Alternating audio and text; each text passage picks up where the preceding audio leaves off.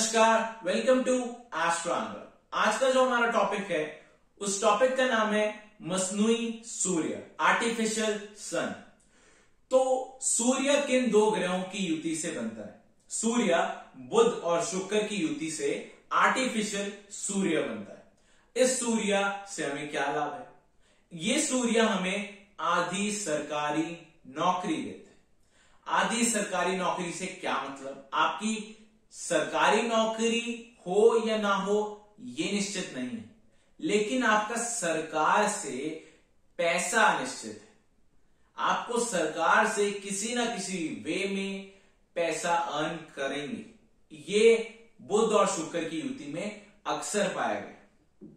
अब हम बात करते हैं कि ये बुध और शुक्र अच्छे हैं। सूर्य आर्टिफिशियल से हमारा क्या मतलब है, बाकी सारी चीजें आज हम इस विषय में बात करने जा रहे हैं। तो सबसे पहली चीज, ये सेहत और रिजक का स्वामी है। मींस अगर आपकी कुंडली में बुध और शुक्र इकट्ठे बैठे तो आप समझ लें कि आपको धन दौलत, पत्नी सुख, वैवाहिक सुख, इन सब सुखों से आप संपूर्ण, आपको ये सारे सुख मिलेंगे ही मिलेंगे। देरी लग सकती है, वो क्यों लगेगी उस बारे में हम आगे बात करेंगे। अब ये सूर्य कैसा सूर्य बनेगा?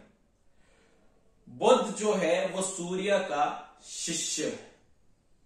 बुध की तालीम सूर्य देव ने की, लेकिन शुक्र जो है वो सूर्य के दुश्मन है। तो इस समय ऐसा नहीं है कि हमें शुक्र से रिलेटेड चीजें खराब मिलनी शुरू हो जाएगी। ऐसा क्यों नहीं है, मैं बताता हूं। जब भी जन्म कुंडली में बुध और शुक्र एक साथ युति में बैठे होते हैं तो आप अवश्य एक चीज नोट डाउन कर लें कि कभी भी जिंदगी में ना इस समय शुक्र खराब होगा ना ही बुध।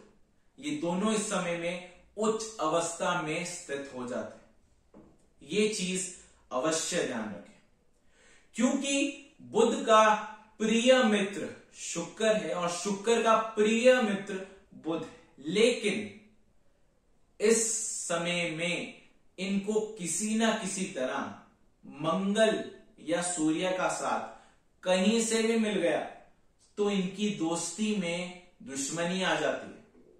किसी तरह भी मंगल या सूर्य का साथ किसी तरह भी मिल गया तो बुध जो है वो शुक्र से सारे रिश्ते नाते तोड़ देता है और परम शत्रुता करना लग जाता है शुक्र से। इस चीज का सदैव ध्यान रखें। अब हम बात करते हैं कि खाना नंबर 1 में बुध और शुक्र अगर होते हैं तो मसनूई सूर्य उस समय वहां बनेंगे। सूर्य से रिलेटेड सारे अच्छे रिजल्ट, बुध से रिलेटेड सारे अच्छे रिजल्ट, शुक्र से रिलेटेड सारे अच्छे रिजल्ट आपको लगन में मिल जाएंगे। अब हम बात करते हैं सेकंड हाउस में। सेकंड हाउस में भी ये आपको आपकी सेहत, धन, संपत्ति सब कुछ देते हैं। तीसरे घर में ये बहुत अच्छे होते हैं। आपको माता से, सब चीज से सुख, हर एक चीज का सुख आपको जरूर मिलेगा। लेकिन जब भी ये चौथे घर में होते हैं तो आपका मामू खानदान, आपका बहन, बुआ, ये जितने भी रिश्तेदार हैं, ये सारे की सारी कंडीशंस वर्स्ट हो जाती। इतनी खराब कंडीशंस में आप पाओगे इन लोगों को कि आप सोच भी नहीं सकते। और इनकी आप जब भी मदद करने जाओगे तो आपका अपना नुकसान ज्यादा होने लग जाएगा। पांचवें घर में प्रॉब्लम्स आती हैं, लेकिन औलाद से रिलेटेड प्रॉब्लम्स नहीं आएगी।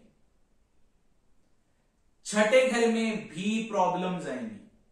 सातवें घर में ये उम्दा होते हैं, क्योंकि बुध और शुक्र सातवें घर के कारक, लेकिन सूर्य इस जगह पे बहुत अच्छा रिजल्ट नहीं देता।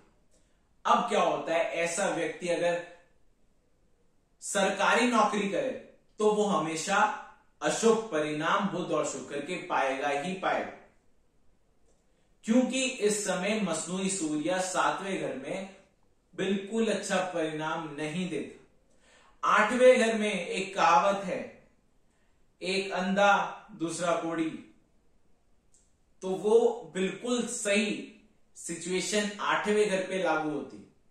8वें घर में बहुत अच्छी कंडीशंस नहीं है, आपको प्रॉब्लम्स देगा, लेकिन कुदरती मदद और सूर्य आपको किसी ना किसी तरह देते रहेंगे, आप बचते रहोगे। 9वें घर की बात करें तो 9वें घर में ये अच्छे हैं, लेकिन शुक्र से रिलेटेड फल आपको खराब मिल सकता है, आपकी पत्नी के साथ संबंध खराब हो सकते हैं। 10वें घर की हम बात करें तो 10वें घर में बुध और शुक्र दोनों अच्छा फल देते हैं, लेकिन इस समय मंगल या सूर्य की किसी भी तरह इन पर दृष्टि युति नहीं होनी चाहिए। मैं दोबारा से एक बात बता दूं कि अगर 3 ग्रह बैठे हैं, मान लीजिए शुक्र, बुध और उनके साथ मंगल, तो जो भी मैंने रिजल्ट बताया इनमें से एक भी रिजल्ट एप्लीकेबल नहीं होगा।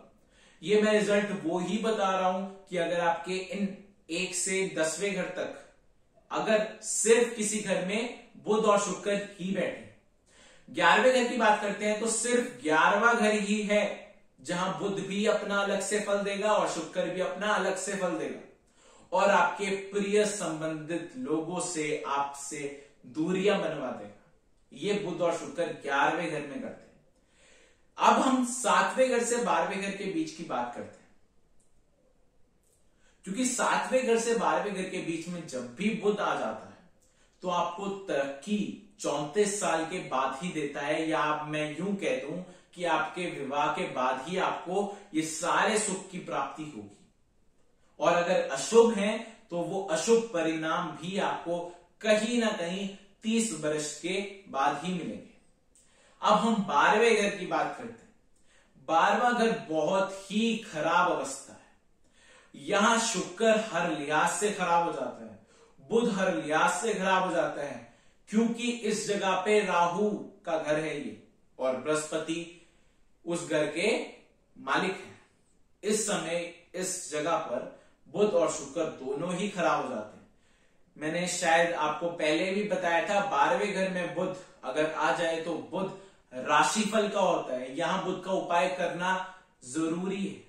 यहां अगर आप बुध देखो तो यहां बुध का उपाय होगा, लेकिन बुध का उपाय इस समय कैसे होगा? आपको बुध का उपाय बुध, शुक्र और सूर्य तीनों की चीजों को मिलाकर करना पड़ेगा।